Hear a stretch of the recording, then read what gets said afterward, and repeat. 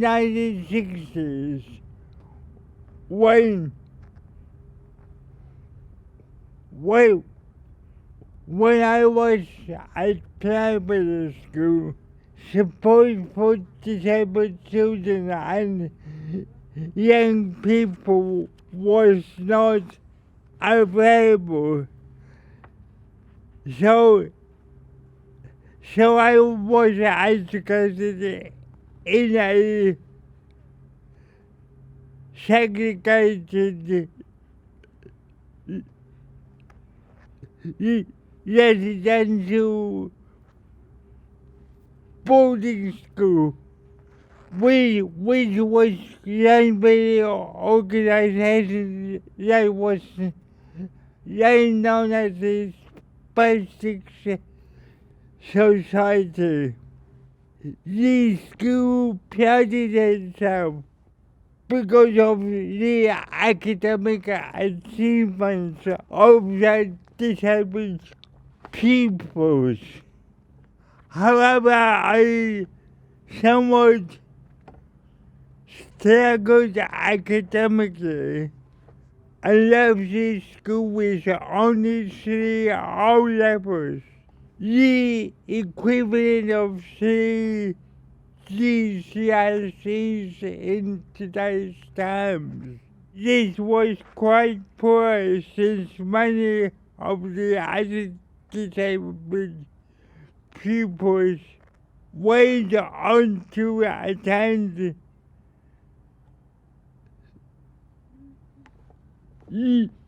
university.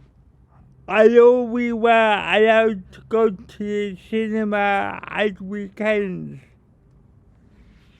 I would like to recall that I didn't have yet that we didn't have much contact in with able-bodied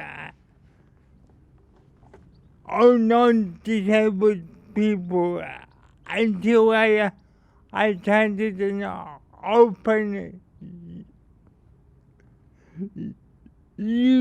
university summer school in the summer of 1975. I was about 20 years old at the time, so my experience of school was a very mixed one. Between 1974 and 76, I attended a segregated college of further education where I was very shocked and surprised at the standard of education. Many other disabled students appear to have been receiving at school. I was helped and guided by a personal tutor at the college who suggested that I might apply to the open university. And I studied, and I began to study the social science foundation course in January 1975. There were a couple of other open university students who were studying at the same time. I studied the Arts Foundation course with one of them. I was particularly shocked when I found out that this particular person did not have the use of a landline telephone in the home environment. And I remember using one of the provisions of the 1970 Chronic Second Disabled Persons Act to try to get her one. I seem to remember that one of the provisions of the 1970 Act was that it gave local authorities the discretion to put telephones in the homes of disabled people who require it. I remember I wrote to my mother and one of her colleagues in the Manchester Child Guidance Service to see what I could do to assist my colleague at college. Incidentally, my mother was working in a digital child guidance clinic at the time. My colleague opened my eyes in a number of very important ways. We had to attend weekly OU sessions at a local mainstream technical college. She was a wheelchair user and she had to be bumped up or carried up 2 or 3 flights of stairs while we had our tutorial sessions. So became my lifelong interest in access and other issues disabled people. I myself walk with a stick until the mid-1990s. And then I began to use my mobility. And I needed a wheelchair from about 2000, something like that. I do know that our Morris's Act made particularly reference to disabled people and the need to have access to libraries and other recreational facilities. But I'm not sure what section of the act this appeared in.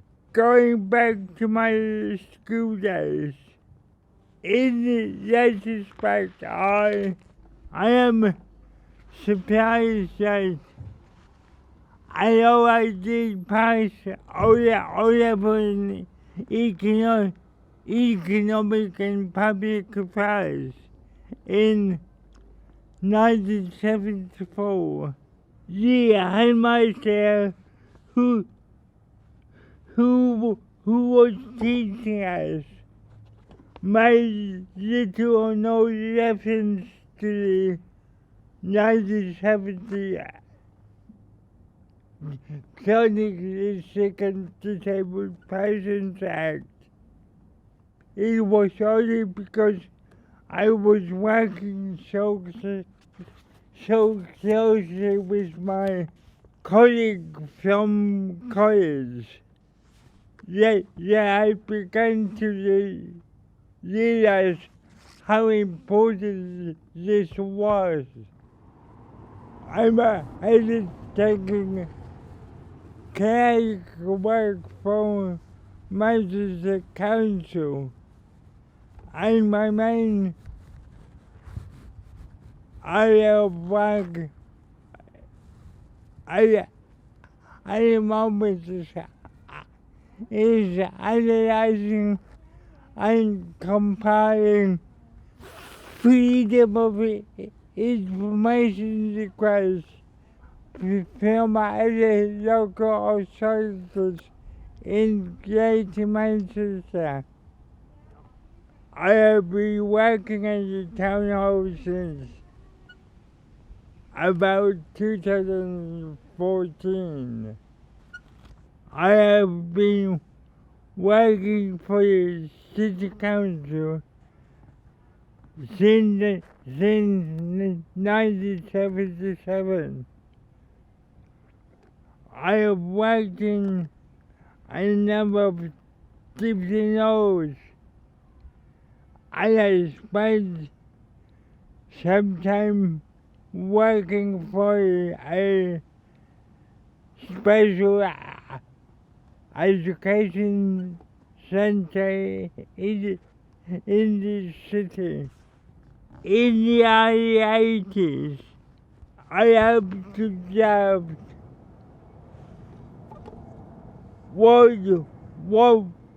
what I think must have been the first support plan for disabled people and other people with additional needs who were attending mainstream colleges of further education.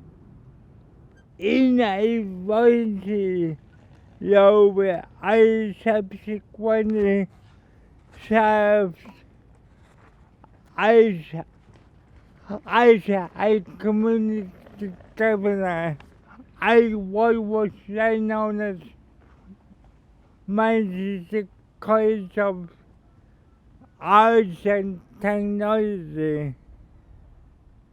This has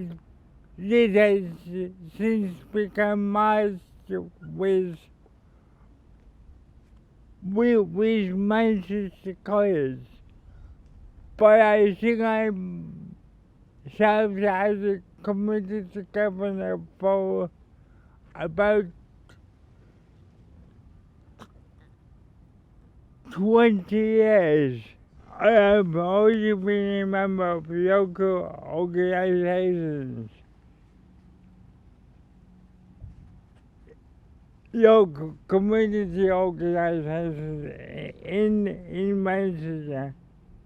Over the years, I have built and joined a number of party groups, such as the Friends of the Arts and Global Justice Now. In my view, our studying the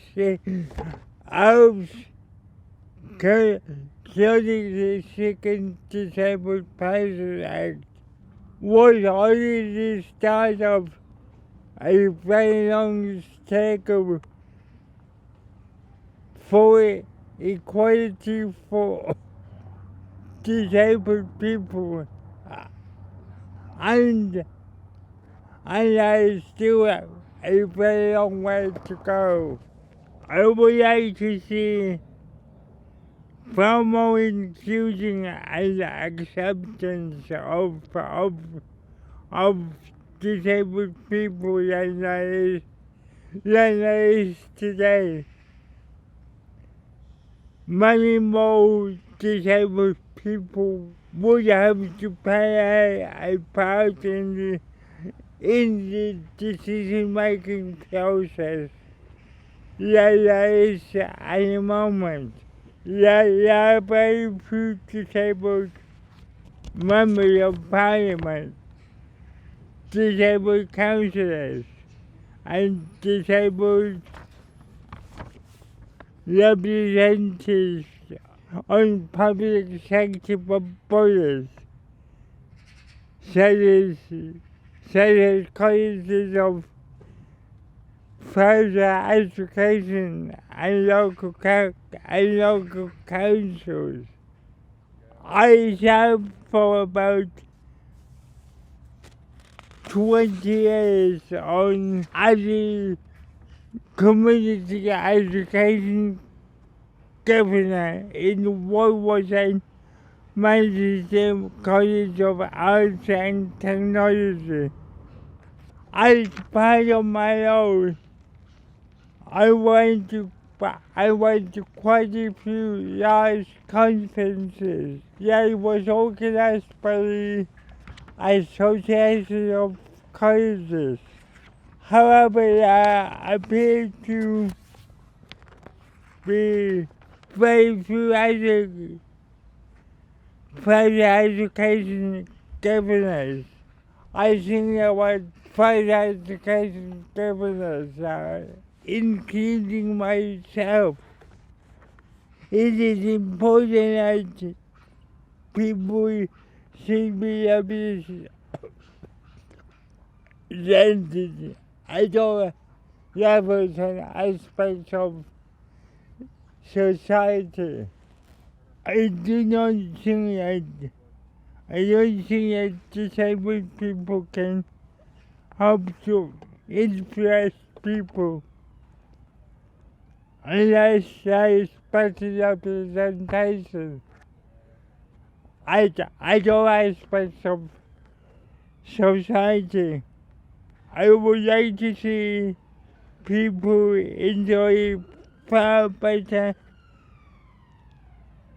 standard of access and inclusivity. I would like to see people in the future enjoy a far better standard of housing design that can be accessed by all sections of society. Too many people are still living in partially segregated accommodation instead of living in a wider, more inclusive community.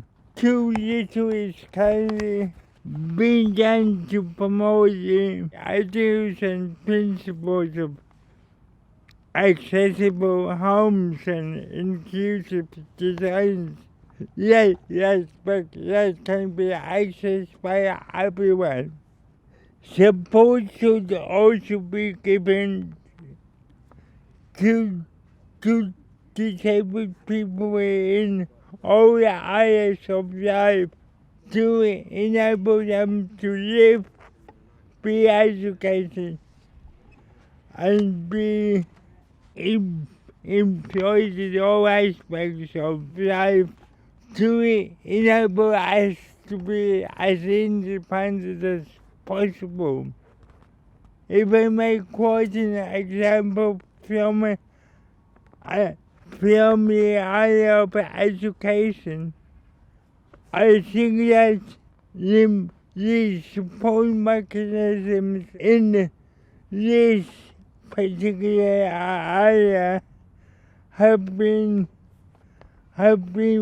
become too bureaucratic and cumbersome. Parents of disabled children and young people, other people with special needs, have to face the process of education, care and support plans to access appropriate support for their disabled son or daughter.